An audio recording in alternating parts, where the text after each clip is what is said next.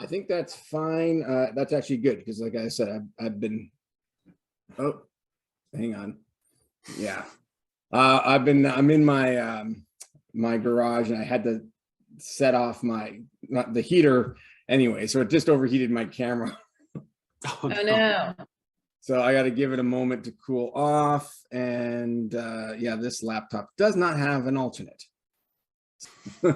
So yeah, that was good. So let's pick up on that. Now that the video's working again. But okay, so obviously, yeah, we need to talk about what, you know, a lot of what Kevin O'Leary has been saying, and I mean, he's really falling into this ESG narrative and becoming some sort of a champion for that. But he seems to really miss this value proposition that Bitcoin has. Not to say that there's anything wrong with being 100% sustainable, green energy. That is all fantastic and wonderful, except that it's not, well, as they say, the honey badger don't care. Bitcoin is not, like, it's not going to succumb to one person's interpretation of what it should be. It's an open network. Anyone that chooses to use it can without permission. You can't enforce that behavior on participants in Bitcoin. And its entire value proposition requires that you can't just ignore the other 18 million coins that have already been mined. So I don't understand what the objective there is, other than you know, cleaning Bitcoin's image up. Now, having said that, one of the statements that he has made is that yeah, a lot, or actually all of these Bitcoin miners, yourselves included, actually do purchase these carbon offsets.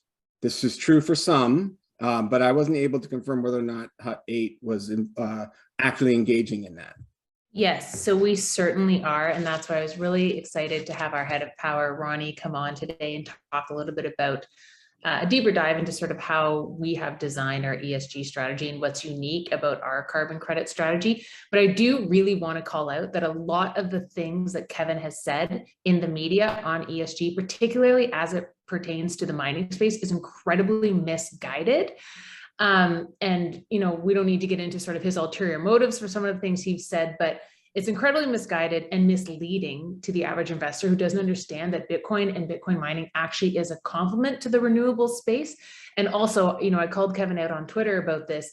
You know, he talks about dirty mining, and really it's not dirty mining that's a problem. Grids in general are reliant on fossil fuels. So it's a grid problem, and that affects all industry. And not only that, but two of Kevin O'Leary's top funds, what are they here? OGIG and OUSA, hold Alphabet, Microsoft, and Verizon, all of which use carbon credits for their carbon offsetting strategy. So my question is, Kevin, are you going to sell those too?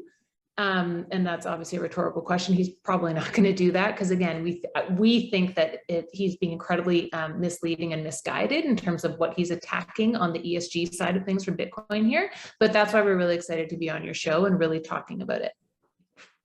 Yeah, and I mean, like you said, we could all sort of theorize what his motivations were. Me personally, I tend to think that he probably just needed an excuse to sell, and that was a good enough one that he could easily point to. And now he's supposedly investing in a private company, which obviously nobody could verify anyways, or how big this company is, like what size of his investment. If you wanted to take profits, then go for it, take profits. We also think at the end of the day, you know, talking heads are going to talk, but the more conversation around ESG and mining in the spirit of moving this entire industry forward, the better. So again, we've got Ronnie, head of power, here on with you today, and happy to get into it. Yeah, it's a pleasure. So finally, like I mentioned earlier, we first time meeting with Ronnie. There's a lot I'm interested in learning about. Even just, okay, the value, like what is the strategy using these carbon credits, because it is being utilized.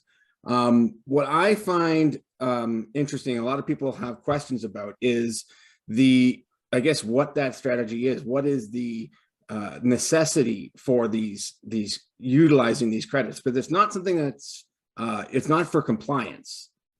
It's voluntary. Am I correct? That's 100% correct. We're doing this voluntarily. We're doing this to be impactful and drawing a line in the sand that, hey, we value ESG. And to start with the environment, on the environment side, I mean, in terms of offsets, when we think of the products that we purchase, particularly the ones that we got in from China, there's a reason for it. All of our miners are purchased from China. It is wind. It is for decarbonization. It is relatively a newer project with a meters, actual data that we can put against our emissions data. That's right. And even the crediting period is near term, so that when we're purchasing for a vintage 2021, we are buying something that is like a 2020, like have everything line up as best we can. And then furthermore, we also procured some carbon removal credits from Carbon Cure, where their project was specific in Western Canada. So there's always something where we want to have an impact that's close jurisdiction to our operations or to the products that we purchase. Mm-hmm. Okay, so you're saying that those credits are specifically sourced in order to have it as closely tied to what it is you're doing. That's correct. Yeah, and that's one of the critiques in general of the carbon and credit space is that you can't really quantify, are you getting an actual one-to-one offset? But as Ronnie's saying, we actually think there are ways to get around that. If you're taking a quantified data-rich offset and then applying it to the emissions that you're emitting as a company, that it is not necessarily a direct one-to-one offset, but it is pretty close and more tangible than perhaps some of the other carbon reduction strategies out there. So one of the things that he laid into in a little bit further detail was he did a keynote speech at the Bitcoin Miami conference. I understand you were there. And what he had to say was that the SEC, this is true, they've put forward a proposed rule change that would require public companies additional reporting requirements in their annual filings and so on, to do with environmental exposures and other climate risks, which it doesn't sorry, I'm losing the signal again there, but it doesn't say that that the credits are not allowed to be used in any way. It doesn't even say you can't have those. It just means that you have to be able to evaluate those risks and report them, disclose on them to shareholders. And but those reporting requirements themselves carry with them a significant, I guess, shall we say, financial burden. In order to obtain compliance, they estimate somewhere between $400,000 and $600,000 a year in sort of compliance costs to get in line with those proposed rule changes. Yeah, so it was somewhat interesting. Obviously, we don't know if this is. It'll probably grow legs. It seems to be that's the direction the industry is headed in. But it, again, like his fear seems to be centered around, well, this is going to be some kind of a problem for public mining companies, like they're somehow special or different from any other company that produces carbon. Yeah, I think so. I have to be honest with you, I'm not familiar with how this potential SEC rule would affect Canadian miners, as we are a purely Canadian operation. But when it comes to disclosure and reporting, we actually think the more disclosure and the more reporting requirements, the better, because it is more transparency into the business. So disclosure, we are actually one of the first miners to disclose on our ESG objectives and the fact that we're following SASB and the GRI standards. So a call to action from regulators on either side of the border, Canadian or US, for greater disclosure, that's something we absolutely welcome, because again, we have absolutely nothing to hide. And we do think transparency is to the benefit of our shareholders and our stakeholders. And Ronnie, am I missing anything here? No, you totally nailed it. I mean, HUD 8 really wants to be able to quantify everything that we do. We're going to be reporting on our data. We're going to have a good chunk of it going to be audited. So we're going to be ahead of the game. And in regards to the SEC proposal, yes, it's coming through, which is great because the industry wants it, not just Bitcoin, but everyone's is unclear as to how to proceed with ESG reporting. And I think this will give a lot of companies the ability to kind of figure out, okay, what do we need to do to fine tune our current strategy or just continue as the things are. Yeah, standardization is a good thing for everybody in this industry. So. Yeah. Okay. So that's interesting. And now, obviously, there are like again, different miners have gone about this differently. That there is, in that scenario, there would be a clear advantage to having all of your power sourced from 100% renewable sources, hydroelectric or nuclear or wind and solar, assuming you could actually accomplish that without. I mean, we all know how intermittent those sources are, but yeah, there would be a benefit to that because there's no question there would be no need to evaluate it much further. However, to your point, there are other carbon emitting factors in a business that don't have anything to do with energy consumption. So, I mean, they'll still be subjected to those in other ways, I would imagine. Sure. So, you know, when Ronnie came on board, one of the first things he got us to do was we actually electrified all of our vehicles on the ground. We then established a partnership with a company that would effectively remove the styrofoam because when machines get delivered on site, they come in a ton of plastic and styrofoam. So instead of that going to a landfill, we actually package up that styrofoam and then it's a third party then sells it back into the marketplace. So we've looked at ways to reduce our landfill footprint.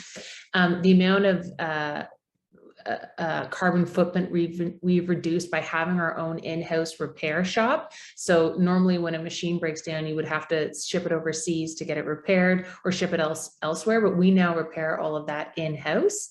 And we actually also service all of North America and Northern Europe for micro BT. So to your point, we've looked at other ways beyond just, the carbon credits as a full ESG strategy. And sorry, Ronnie, I'm taking the mic here. I just feel very passionately about this FUD, this misguided FUD that some talking heads are putting out there.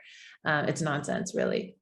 Well, and this is okay. So this is the bottom line. And what he's basically saying is that there'll be a flight of capital away from any miner that isn't 100%. Like you're holding these miners to the highest standards in the public markets, and any miner that can't meet that, all the money is going to run away from them. And that's not accurate. That's literally not accurate. You can look at the shareholdings. We recently had 3 pension plans start adding to HUT. We were the first blockchain company to ever make it into the S&P TSX Composite. So again, I think, sometimes people like to leverage their platforms for their own sort of initiatives and objectives, but it's actually quite misguided. So sorry, Ronnie, anything to add here? No, well said. Like the key thing for us is being impactful and doing things what's right, particularly for our employees and our stakeholders, right? So whatever we can do in terms of a low-hanging fruit, we will implement internally. Anything that we can do externally with regards to the E or the S, we will be passionately assessing and finding things that makes absolute sense.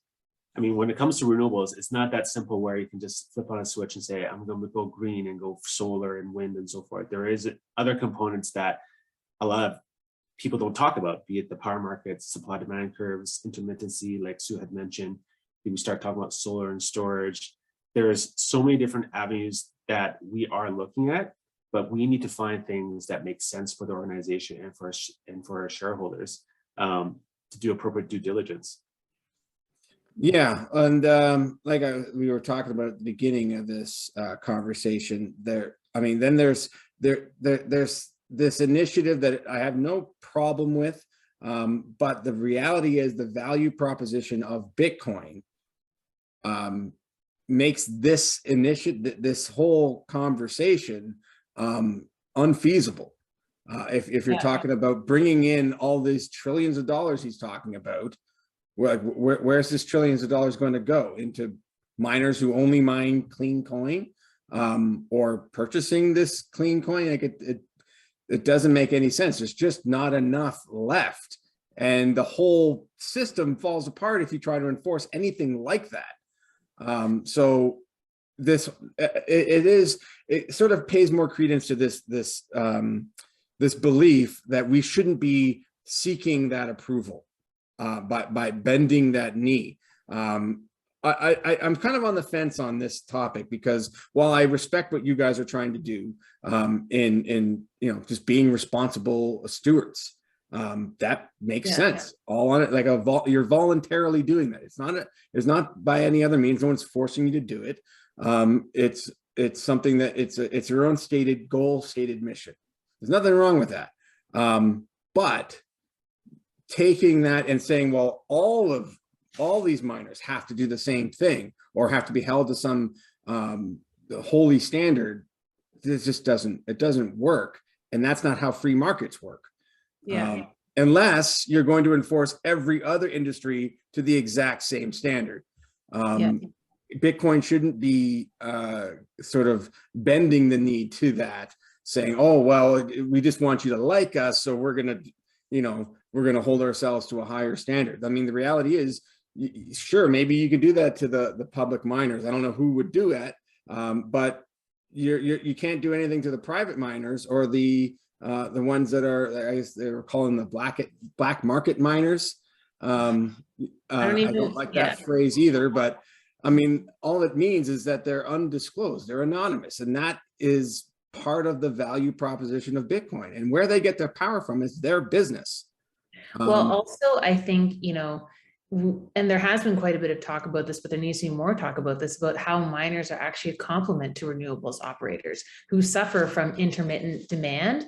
And when you have a miner paired up with a solar or a wind project and is then creating a 24/7 customer for them that can power down during periods where they have a lot of grid demand, we are actually a complement to renewables operators. And so one of the things I think me and my role as sort of VP of Corp Dev and head of IR at Hut 8 is I'm going to be talking to, some of our solar and wind project participants that we have relationships with and say, guys, we need to talk about this in the media together. Like, we need the solar and wind companies to also come out and say, like, hey, this is actually helping our business. Also, some fun facts. With respect to the actual industry as a whole. So in Q4 of 2021, the whole Bitcoin network in general actually increased in efficiency by about 9% and sustainability by 1% over the quarter in Q4 2021. Those are tremendous numbers. You will not find numbers like that in any other industry. Like, if you saw that in the oil and gas or the shipping industry, that industry would be winning Nobel Prizes left, right, and center. So again, I think that the media and these talking heads are really focused on the wrong things for their own personal gain, really. And yeah, that's just my 2 cents. That's just my little rant there. So I guess, where do you see all this headed? I mean, you guys have your own, like I said, stated goals, but Bitcoin mining in general, how much should we be even worried about that narrative? Is it a valid concern, or should, like, if it takes longer for people to acknowledge what Bitcoin truly is, and like however long it takes them to get over this hurdle that they've kind of created for themselves, like then so be it. That's one argument to be made. Like, if you want to miss the boat because you think that you want to enforce this will upon an open, decentralized system, or do you just have to come to terms with what it is at its fundamental core, and understand its real true value? Or like, do we continue down this road and try to make them like us? So I think that, and something Hut has really prioritized, is having and building proactive relationships with regulators and policymakers on both sides of the aisle. That's certainly something we've been focused on. And I can tell you, I was in a closed door roundtable discussion with the OECD with some brilliant minds a couple weeks ago, again, talking about sort of how do we regulate and create greater policy around this industry, not just in North America, but in Europe as well. And I think that, even if you look at this past bull market, 16 new mining entrants came to market. And you can't come to market without a ton of institutional capital or just capital in general from investors. So I think the flight to the space and the capital injection into the space, we saw a ton of in 2021, more like unprecedented capital flowing into the space. So I don't think that this industry is going to be whittled away. And again, we're seeing very conducive conversations on both sides of the aisle, also on both sides of the border, Canada and the US. So I think that there is nowhere but up to go from here, and that we do have sort of the right people in Bitcoin's corner. If you look at, senators like Ted Cruz, Cynthia Lummis, obviously Michael Saylor, Jack Mallers signing a deal with Shopify for the Lightning Network. I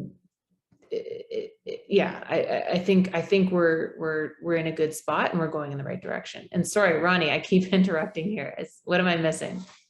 No, you pretty much cover everything I was kind of thinking on my mind as well. I mean, there's just so much opportunity here when it comes to the application. There's absolutely interest in the space.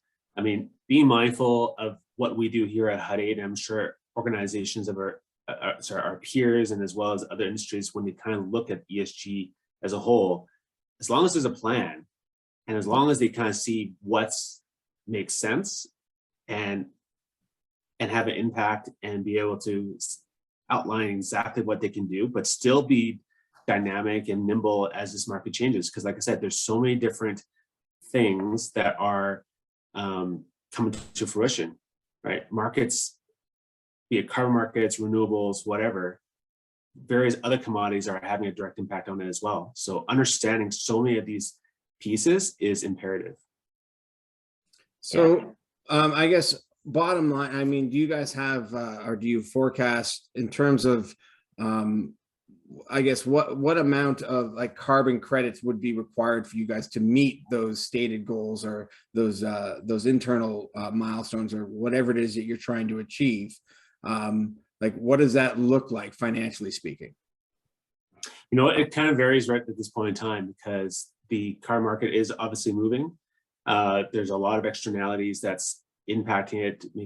I mean, let's be honest, it is increasing in price as we speak. However, you have all these anomalies that's happening, right? Geopolitical risks, you have natural gas increasing, LNG and so forth, but who knows where that looks like in 2023 and 2024, right?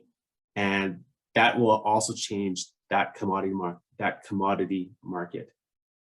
So it's an open, like when you purchase those things, are they difficult to source? Because you mentioned how there are different types of credits for different types of things, and you're trying to align yourself so they're sort of a one-to-one trade-off that's directly related to the type of business that you're running.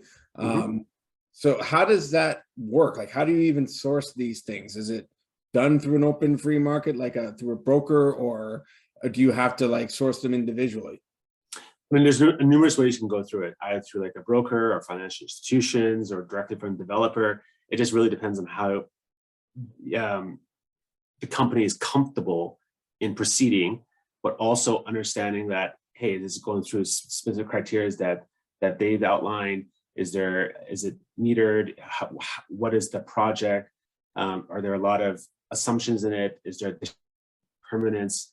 And also depending on, like, if it's part of a registry, which registry is it on? Do they need to create their own account to be able to retire or have someone else retire on their behalf? There's, as you can tell, there's a number of questions that need to be answered. But as long as organizations have a plan and have institutions or partners who can help them with their journey, I mean, sky's the limits at that point. And maybe Ronnie, talk a little bit about sort of exactly the criteria that you looked at in terms of when we were, I mean, we've already sort of touched on it, but you took definitely a unique lens into sort of who you prioritize from a KYC perspective, right? Right. So we went through a financial institution, and obviously that goes through a KYC process. So we want to make sure that whoever is helping us, legitimately understand this market And by them taking on a position, they would have done their due diligence as well. But also the projects, when I've kind of looked at it, said, okay, there's a variety of different protocols out there, but I wanted something that is measurable, that's metered, hence why it's wind. You know, you can't really mess that up because electrons, it's metered, there's data to provide from it. Then you have projects, descriptions, them being validated with the auditor, and then kind of look at and say, okay, what project will have an impact on our operations or the things that we do. And hence, when we purchase a lot of our miners from Asia, having renewable energy made a lot of sense because it was somewhat close proximity to where we were purchasing our equipment from. Yeah, well, that was my video again. Anyways, we're struggling through this. So now, otherwise, yeah, because it is that market, this carbon offsets market it seems to be something that's been growing over time, and it's not something that a lot of I certainly didn't understand it, and I'm still trying to figure out how it works. But there does seem to be a voluntary shift in that direction, which suggests to me that a lot of these public companies aren't just doing it because they think that, you know, it's better for the environment. There's got to be some signals that I guess regulations and compliance requirements are probably headed in that direction. Does that factor, like, where do you guys see, is there any sort of correspondence that goes out? Have you been getting signals that, hey, this is coming down the pipe, so, you know, probably better to make the adjustments now so that you're not scrambling when that hammer, I guess, were to drop? Yeah, no, I don't think there's a compliance component. I mean, this is very much a voluntary market. Really, the way we kind of viewed it is we wanted to draw a line in the sand for Hut 8, particularly for our employees, and make it a place that we wanted to do something for the environment and the community that we're in. Like, that's the bottom line. We wanted to be leaders in setting the standard. So the new data center businesses that we bought off the publicly traded company TerraGo are 100% emission-free powered. So hydro and I believe some nuclear. The grid that we're connected to in Alberta is, Ronnie, correct me if I'm wrong, it is about a mix of 30% solar and wind. Is that give or take? So at capacity, yes. Yeah. And then Ronnie, our site, our behind the fence site in North Bay is about 30% steam powered, I believe. And then natural gas is right. Something along those lines. Yeah. So we do definitely have renewables in our mix. And, you know, looking at ways that we can certainly increase that mix obviously is on our radar. And I don't know, Ronnie, do you have anything to add on that? Yeah, I would say that, like Curtis, when it comes to power, it's not an easy thing to figure out. There's so many different permutation combinations to consider. But rest assured that we are definitely looking at all of our options when it comes to renewables, when it comes to, you know, whether it's grid or behind the meter or whatever. There's so many different items to consider, and also a lot of risks to also consider as well. All right, well, I guess that's pretty much covers most of what I wanted to get into that. But while we still got a little bit of time left, just I guess in general, like since the last time we spoke, you guys were well underway with the site at North Bay. Thought maybe we get some updates. How are things going with that site? Any adjustments to your forecasted hash rates? And has there been any other exciting developments, and also maybe talk about what your experience was like at the Miami conference? Yeah, so I mean, we just had a press release this morning. Hut 8 is now 100% self-mining. We bought the last bit of hash off of Tal, who we were hosting, because we're going 100% on self-mining. So we're now at about 2.62 exahash, which is great. We're really excited about that. We're still forecasting 6 exahash But again, you guys know Hut by now. We are balance sheet first. We like to stay agile and incredibly opportunistic. So, we're certainly going to make sure we stay opportunistic in this market, because we do think that we are going to see a lot of consolidation this year, and perhaps a lot of the smaller guys who maybe paid a little bit too much for equipment last year, and new entrants when Bitcoin was trading where it was, possibly lose their shirt. But again, we're ready and we're agile. The new data center side of our business is going great. We signed our first sort of partnership in the space with EGLX. It's one of the largest gaming companies in North America. And we'll be, hosting some of their games, in particular, their EV.io blockchain game, which we're super pumped about. Actually, the Hut 8 skin in game is the #1 skin right now on their platform that millions of players are. I know. I was like, what? Really? That's amazing. And yeah, BTC Miami was great. Jamie and I actually got to have dinner with Michael Saylor. He invited us to a private dinner on the Friday night, which was really cool, sitting around the table, sort of talking with some of the great minds in crypto, sort of about what's next and, what we're focused on. And yeah, it was awesome. It was really great to be back out and just chatting with everybody. And also, obviously, the Maulers announcement about strike was really cool, because that's some serious, meaningful now sort of on ramps to adoption, for greater adoption via the Lightning Network, right? So yeah, well, that guy seems to steal the show every year now. Yeah, it was El Salvador announcement, and now that he's someone to keep an eye on. Not publicly traded though. Damn. not yet, but damn, I will definitely be getting in on that one once that guy's making some moves. So yeah, something to keep an eye on. And he's definitely a big proponent and a big advocate for the Lightning Network, which I think is fantastic. It is the best kept secret in Bitcoin. I think everybody knows about it, but they still don't understand how it works. Yeah. I find it remarkable. Like I've not used it personally, but I have studied. Yeah. It's not easy to use right now, because in order for it to use it, you need to have that channel. So who do you open the channel to? Yeah. So yeah, we're still not quite there yet. But if you're in a place that already has it, or again, if a vendor or a merchant that you already use, like Shopify, was it? Yeah. Then you open a channel with them, and suddenly you're not just connected to them, you're connected to everyone they're connected to, and everyone those people are connected to. That's how these networks function. It's no different than a node on the internet. If you were to connect to the internet in the early 80s, you weren't getting a whole lot of use out of that. It's no different with the Lightning Network. It requires participation in order for it to scale. But that's all it needs. It just needs adoption, and it can do it today. But there's a technical barrier to entry, no different than trying to get an email set up in the early 80s. That was not an easy thing for someone to do. You had to have that technical know-how to be able to set that up and then operate it.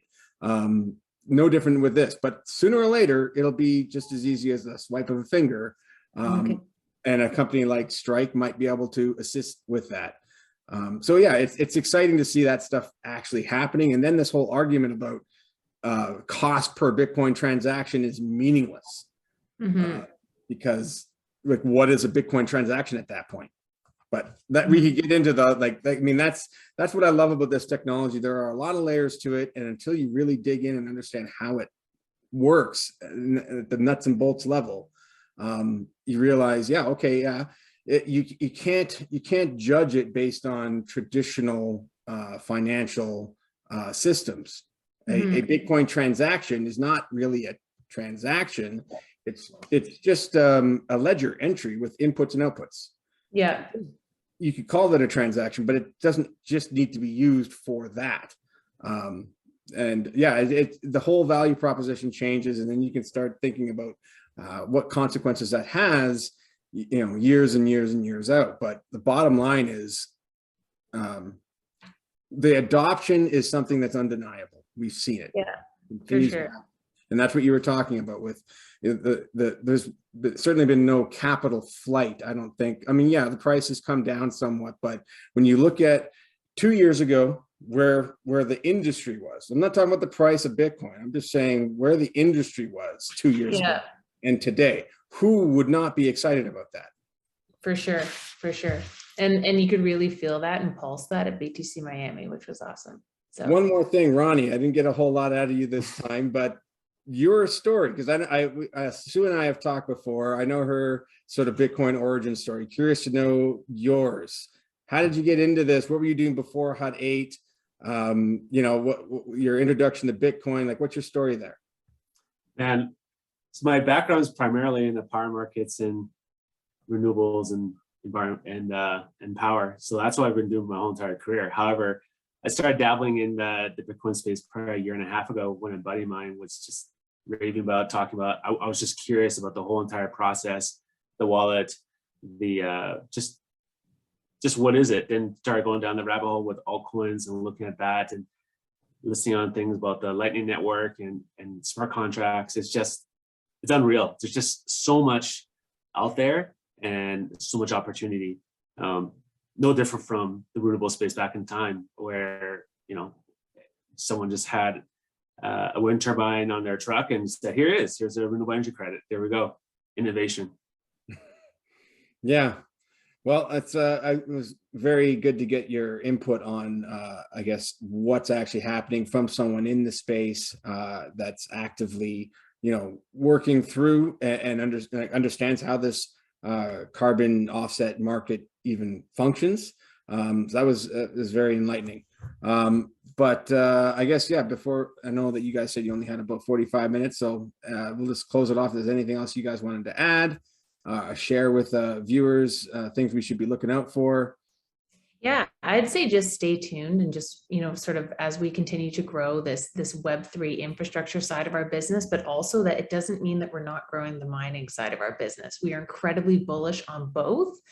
But effectively with HUD 8, what you're getting, every dollar you put into HUD 8 is a dollar that you're also reinvesting back into the growing blockchain and Web3 space. So yeah, we're just pumped to keep you guys posted on how we sort of continue to grow both these lines of our business. Ronnie? Yeah, no, stay tuned. Lots to come down the pipe. All right, well, just hang on a sec. We'll wrap this up, and there's a few things I wanted to talk to you guys about.